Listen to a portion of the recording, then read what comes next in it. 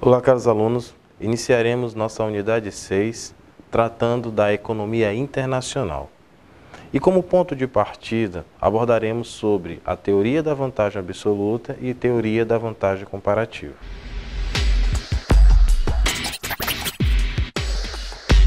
O princípio da teoria das vantagens absolutas surgiu das ideias do economista Adam Smith, em sua obra A Riqueza das Nações, editada em 1776. Destacam os benefícios da divisão do trabalho, da especialização e do comércio entre as nações. Cada país deve concentrar seus esforços no que pode produzir a custos mais baixos e trocar excedentes dessa produção por produtos que custem menos em outros países. Vamos entender melhor. Veja o exemplo. Imagine dois países, Brasil e Inglaterra. No Brasil, um trabalhador consegue produzir 2 sapatos por hora e 5 bolsas por hora. Na Inglaterra, um trabalhador consegue produzir 5 sapatos por hora e 2 bolsas por hora. Segundo Adam Smith, o Brasil deve se especializar na produção de bolsas, enquanto a Inglaterra se especializar na produção de sapatos. Isso pela teoria absoluta. Assim, como cada país se especializando na produção de um bem, teríamos ao final de tudo 4 horas de trabalho. No Brasil, 5 bolsas por hora, vezes 4, daria 20 horas, o total. Na Inglaterra, 5 sapatos por hora, vezes 4, daríamos 20 sapatos. A sociedade como um todo, caros alunos, produz 20 bolsas e 20 sapatos. E vem um detalhe.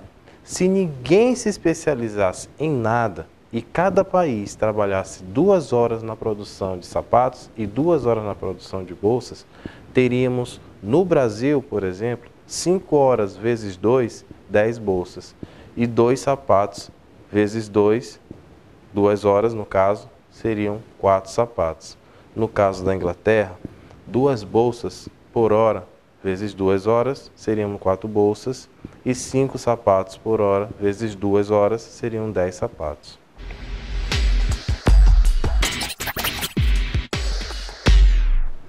Já vimos que, segundo a teoria da vantagem absoluta, cada país deveria se especializar na produção dos bens em que fosse mais eficiente.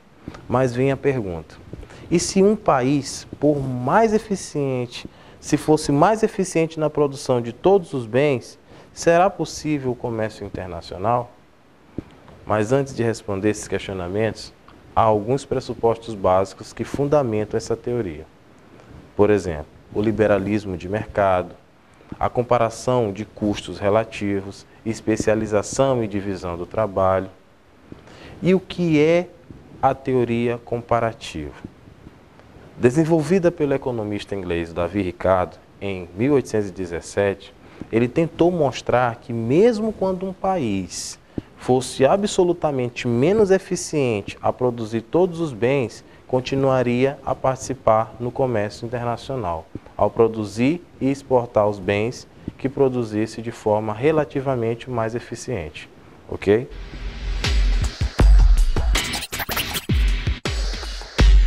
Para que possamos entender o que é a balança comercial, é preciso, em primeiro lugar, definir o que são exportações e importações. As importações dizem respeito aos gastos que as pessoas, governo, empresas de um país ou entidades têm para obter a quantidade de bens e serviços que são produzidos no exterior. Já as exportações são os bens e serviços que são produzidos em cada país e, em seguida, são vendidos e enviados a clientes de outros países. A balança comercial, ela registra as exportações e importações de mercadorias. Ela é pertencente ao grupo de transações correntes da balança de pagamento. A balança comercial, ela registra esses movimentos de exportações e importações de bens e ela pode ser medida de 2 formas. Quais são? O freeboard, que é o FOB, que é despesas até o embarque, e o CIF, que inclui tanto o frete como o seguro até o destino daquela mercadoria. Confira a matéria como a balança comercial do Brasil fechou em 2013. Olá, estas são as principais notícias publicadas pelo Broadcast nesta quinta-feira. Após registrar por 11 anos um superávit de 2 dígitos, a balança comercial brasileira ficou positiva em apenas 2 bilhões e meio de dólares em 2013, o pior resultado desde 2000. O número é resultado da diferença entre as exportações, que alcançaram 242 bilhões de dólares, e as importações, que atingiram 240 bilhões, segundo dados do Ministério do Desenvolvimento, Indústria e Comércio Exterior. O desempenho comercial do país veio dentro das expectativas do mercado e também do governo. O secretário de Comércio Exterior, Daniel Godinho, definiu 2013 como um ano bastante difícil, devido a fatores como a baixa demanda externa e ao déficit na conta petróleo. Para 2014, o governo espera que o país registre uma produção maior de petróleo e que, com isso, possa reverter o saldo negativo dessa categoria. Conforme a matéria apresentada, o cenário nada animador em relação ao crescimento tímido da economia do nosso país. Eis a importância da balança comercial no crescimento da economia.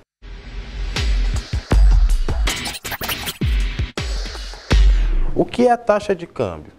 É o preço relativo entre diferentes moedas, ou seja, expressa a relação de troca entre duas unidades monetárias diferentes. Há dois desdobramentos conceituais. Quais? Câmbio nominal e câmbio real.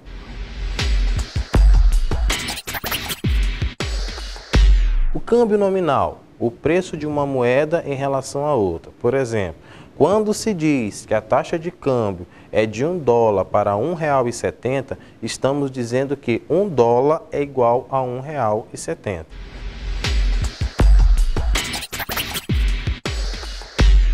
Sabendo que a inflação doméstica encarece a produção nacional, tirando competitividade das exportações e tornando as importações mais baratas na comparação com os preços internos, a inflação internacional encarece os preços externos, favorecendo as exportações nacionais e a produção doméstica frente aos importados. Logo, a inflação doméstica funciona como uma valorização cambial e a inflação externa como uma desvalorização. O câmbio real será o resultado desses três elementos, a mudança nominal da taxa e as duas inflações. Vejam a relação, onde Q é a taxa de câmbio real e E é a taxa de câmbio nominal. O P asterisco é o índice de preços externos e o P é o índice de preços domésticos. Partimos agora, caros alunos, a conhecer os regimes cambiais.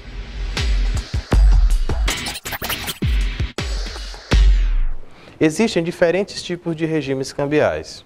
Os principais são câmbio fixo e câmbio flutuante.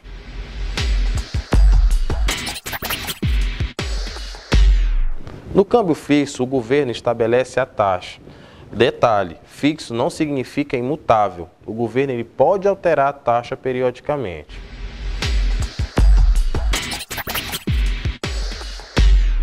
Em relação ao câmbio flutuante, a taxa flutua, mas o governo entra comprando ou vendendo divisas sempre que a taxa atinge limites de alta ou baixa, que são considerados perigosos no mercado. Fluxos de capitais sob câmbio flutuante podem proporcionar um comportamento volátil, instável da taxa de câmbio. Isto é, ela pode flutuar excessivamente para cima ou para baixo. Logo, a volatilidade excessiva da taxa de câmbio pode gerar instabilidade econômica.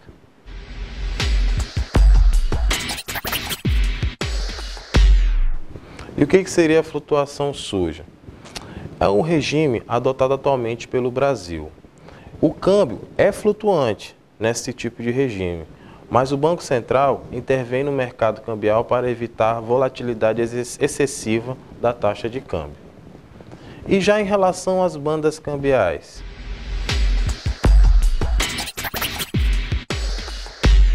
Entre os anos de 1995 e 1999, era o regime adotado pelo Brasil, em que fixava-se uma taxa de câmbio e limites superiores e inferiores, dentro dos quais o câmbio poderia flutuar, mas a partir dos quais o Banco Central interviria. E mini desvalorização cambial?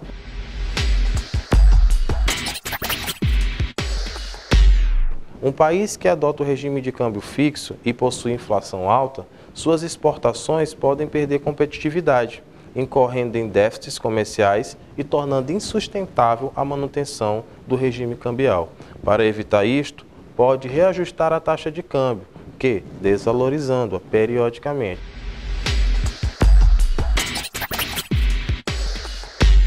A valorização do câmbio, no caso, temos a seguinte situação: produtos brasileiros mais caros no exterior, produtos importados mais baratos no Brasil. Isso tem a questão da queda das exportações e o aumento das importações. Logo, teremos também queda no saldo da balança comercial, dando como consequência também uma queda no crescimento do PIB.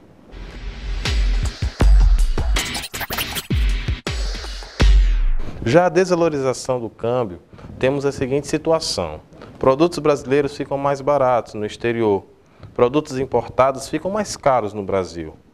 Logo, o aumento das exportações e a queda nas importações. Isso gerando o quê? O aumento no saldo da balança comercial e, consequentemente, aumenta o crescimento do PIB. E como qualquer preço, a taxa de câmbio é influenciada o quê? Pela oferta e demanda de uma moeda estrangeira em um determinado país. Agora falaremos sobre demanda e oferta de divisas. A demanda de divisas depende da renda do país importador. Quando cresce a renda de um país, cresce a demanda de todos os bens da economia. Então, quando cresce a renda do país, também deverá crescer a demanda de bens importados. Deve crescer também a demanda de divisas para pagar as importações. Já em relação às ofertas de divisas, temos que os ofertantes de divisas são os exportadores que recebem moedas estrangeiras que não podem ser utilizadas no país e que necessitam ser trocadas por moeda nacional. Além disso, como a oferta de divisas depende das exportações, quanto maior a taxa de câmbio, maior a oferta de divisas. E quanto menor a taxa, menor a oferta de divisas. A curva ela é crescente em relação ao preço, isto é, em relação à taxa de câmbio.